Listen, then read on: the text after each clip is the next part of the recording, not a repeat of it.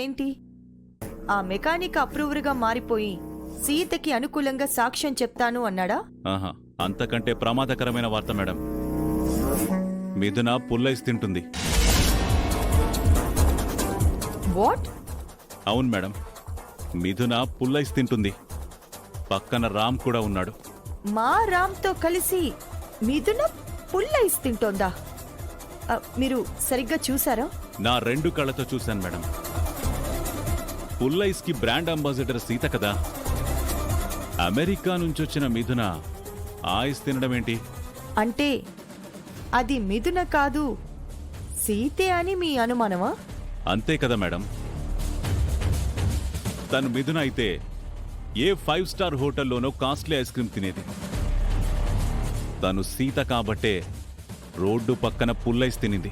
తను సీత అయితే పక్కన రామ్ ఉండగా ఆ తప్పు చెయ్యదు కదా సిఐ గారు. మిథునే సరదా కోసం పుల్లైస్ తినిందేమో. నాకెందుకో డౌట్గా ఉంది మేడం. ఎప్పుడూ పాలు తాగే హంస ఎంత దాహం వేసినా సరదా కోసమైనా నీళ్లు తాగదు కదా. మీకొచ్చిన అనుమానమే నాకు చాలాసార్లొచ్చింది. తను మిథున లేక సీత అని ఎన్నోసార్లు టెస్ట్ చేసి చూశాను. వాళ్ళు ఒకరు కాదు, ఇద్దరు అని నాకనిపించింది.